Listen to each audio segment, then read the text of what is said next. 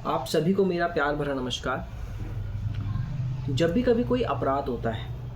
तो अपराध होने के बाद हमें घायल की व्यक्ति की सहायता किस तरीके से करना है या घायल व्यक्ति के साथ किस प्रकार का हमको बर्ताव करना है, कैसा व्यवहार करना है, किस तरीके से उसको हमको फर्स्ट एड ट्रीटमेंट देना है, इसके संबंध में आज हम एक संक्षिप्त में जानने का प्रयास करेंगे। देखिए क्या होता है कि जब भी कभी कोई ऑफेंस होता है तो ऑफेंस के बाद जो घायल व्यक्ति है तो आम तौर पर लोगों की ये धारणा होती है कि पुलिस केस होगा या जब तक पुलिस को इन्फॉर्मेशन नहीं दे दी जाती तब तक जो है वो उस व्यक्ति को कोई भी फर्स्ट एड ट्रीटमेंट ना दिया जाए, लेकिन ऐसा बिल्कुल नहीं है। जब भी कभी कोई अपराध होता है तो अपराध होने के बाद ये हमारा एक सामान्य नागरिक होने के नाते हमारा ये कर्तव्य है कि हम उस घायल व्यक्ति को जो है वो जल्द से जल्द जो है वो फर्स्ट एड ट्रीटमेंट दें। इसके लिए क्या होता है, समय समय पर जो पुलिस डिपार्टमेंट है, पुलिस डिपार्टमेंट क्या करता है, जो पुलिस होती है उनको जो है वो इसका प्रशिक्षण दिया जाता है। प्रशिक्षण देने के साथ साथ क्या किया जाता है, उनको एडवांस कोर्स भी करवाए जाते हैं कि किसी ऐसे स्थान पर कोई व्यक्ति घायल है जहाँ से हॉस्पिटल बहुत ज़्यादा दूर है या उस व्यक्ति को फर्स्ट एड ट्रीटमेंट दिया जाना जो है वो संभव नहीं है, तो आप किस तरीके से जो है वो उसको उपचार दे सकते हो या किस तरीके से आप उसको रिलीफ दे सकते हो जिससे कि वो उस व्यक्ति की जो है वो जान बचाई जा सके। इसके लिए समय समय पर जो है वो पुलिस वालों को प्रशिक्षण दिया जाता है। साथ ही साथ कभी कभी ऐसी स्थिति हो जाती है कि किसी निवास स्थान में या किसी कार्यालय में या किसी सफ़र के समय ऐसी कई बार ऐसी परिस्थितियां हो जाती हैं कि कोई व्यक्ति बीमार हो गया है या उसको तुरंत उपचार की ज़रूरत है। तो ऐसी स्थिति में हम किस तरीके से उस व्यक्ति को जो है वो उपचार दे सकते हैं, किस तरीके से उसकी जान बचा सकते हैं, इसके लिए समय समय पर जो है वो पुलिस वालों को भी प्रशिक्षण दिया जाता है। और एक आम नागरिक होने के कारण हमको भी ये पता होना चाहिए कि हम किसी व्यक्ति की जान किस तरीके से जो है वो बचा सकते हैं।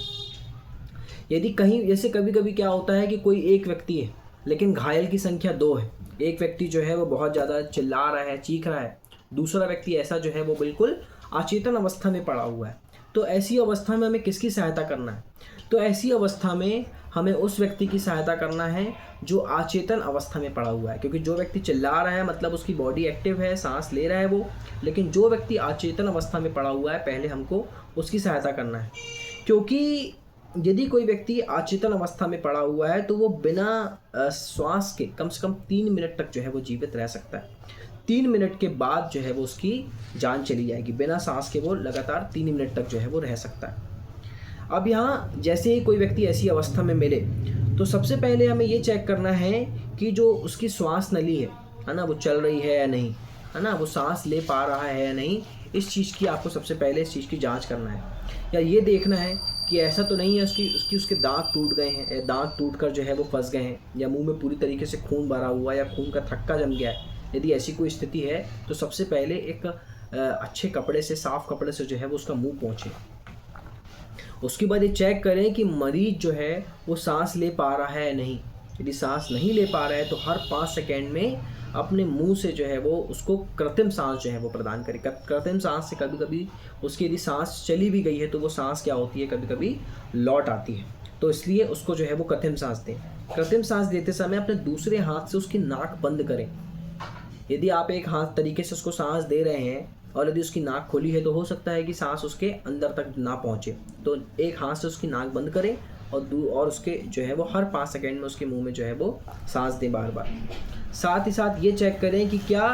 ब्लड का सर्कुलेशन, उसके शरीर में ब्लड का सर्कुलेशन हो रहा है या नहीं, है ना। सीने की धड़कन चेक करें, उसकी नब्ज चेक करें। यदि नहीं हो तो हार्ट का वो बोलते हैं ना अपन उसको, हार्ट का रेस्पिरेशन जो है वो उसका किया जाना चाहिए, जिससे कि उसकी जान यदि चली भी गई है तो वो वापस लौट सके।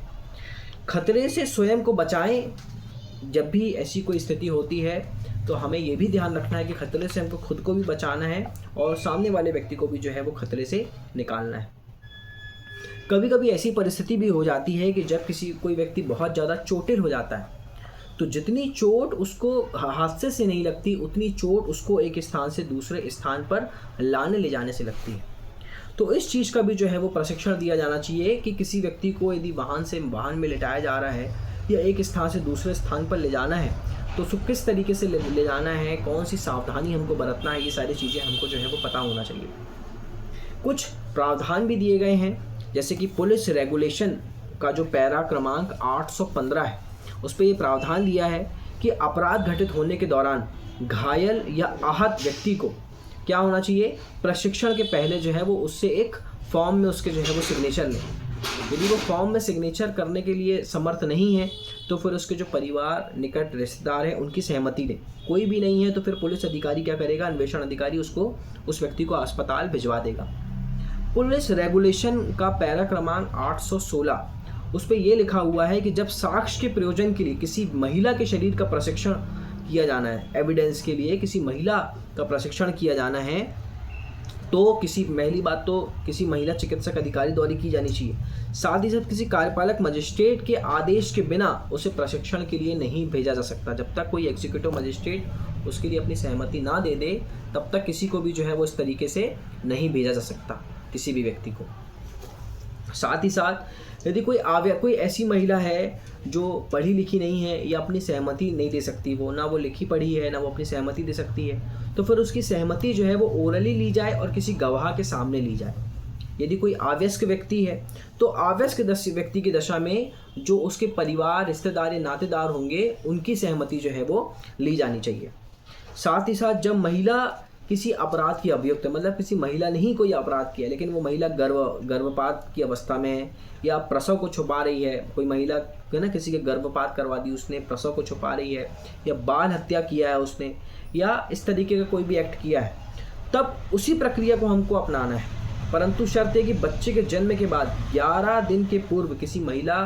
का भीतरी परीक्षण जो है, मतलब किसी महिला ने जैसे ही उसने बच्चे को जन्म दिया तो 11 दिन के अंदर जो है वो उसके शरीर का भीतरी परीक्षण की जो है वो अनुमति नहीं है।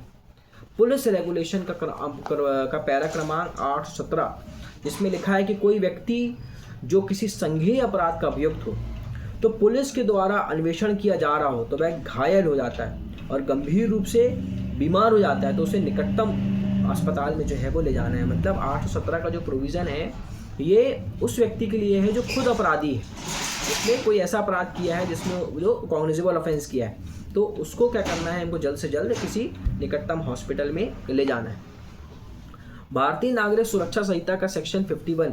जिसमें ये लिखा हुआ है कि पुलिस अधिकारी की प्रार्थना पर चिकित्सक व्यवसायी द्वारा अभियुक्त की परीक्षा की जा सकती है ना, उसकी परीक्षण की जा सकती है। और यदि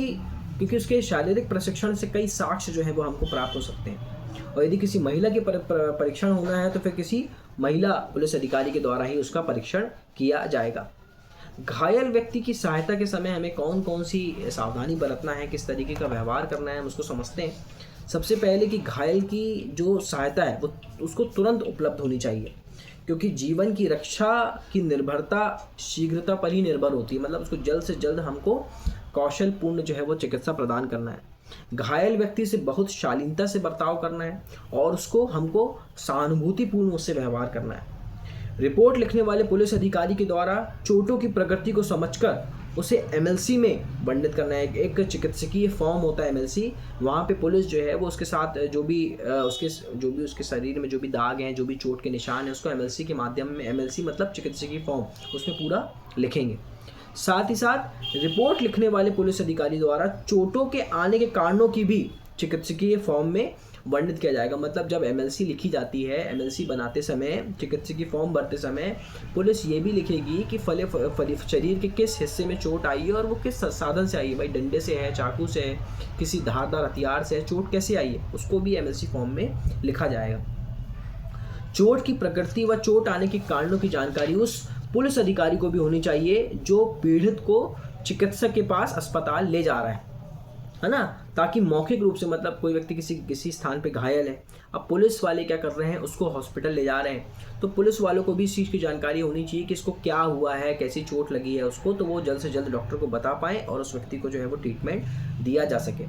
घायल व्यक्ति को हमें सांत्वना देना चाहिए, उसको ढांढस बांधना चाहिए, उसको बताना चाहिए कि वो सुरक्षित है, अच्छे स्थान पर है, एक कुशल प्रशिक्षित लोग जो है वो उसकी इलाज कर रहे हैं, वो निगरानी में है, उसकी जान बच जाएगी। ये सारी चीज़ें, मतलब कभी कभी क्या होता है कि व्यक्ति की चोट इतनी नहीं होती, लेकिन यदि मन से टूट जाएगा तो फिर उसकी जान जा सकती है, इसलिए उसको हमें ढांढस बांधना है कि वो बचाया जा सकता है। साथ ही साथ यदि चिकित्सक के पास घायल के पहुंचने के पहले ही फ़ोन या मोबाइल पर संपर्क कर सके, मतलब यदि पुलिस वाले पहले ही यदि डॉक्टर को फ़ोन में बता देते हैं कि हम ऐसे ऐसे व्यक्ति को आपके पास ला रहे हैं, तो ये और अच्छा होता है क्योंकि चिकित्सक जो है वो पहले से उस व्यक्ति के इलाज के लिए जो है वो अपने आप को तैयार कर लेंगे। घायल व्यक्ति के साथ उत्साहजनक बातें करें, है ना, उसको ऐसा माहौल दें जिससे कि वो भयमुक्त रहे। साथ ही उसे बिना हिले डोले लेटने की या उसे क्या खाना है क्या नहीं खाना है, ये सारी चीज़ों की जो है वो उसको बताना ज़रूरी है। तो जब भी कभी कोई ऑफेंस होता है तो अपराध होने के बाद घायल व्यक्ति के साथ हमें किस तरीके का व्यवहार करना है, उसकी किस तरीके से सहायता करना है कि जिससे उसकी जान बचाई जा सके, उसके संबंध में हमने जाना है। यदि आपको मेरा वीडियो अच्छा लगा हो तो लाइक करें, कमेंट करें। यदि इसमें कोई कमी नज़र आती है तो प्लीज़ मुझे कमेंट बॉक्स में बताइए। धन्यवाद।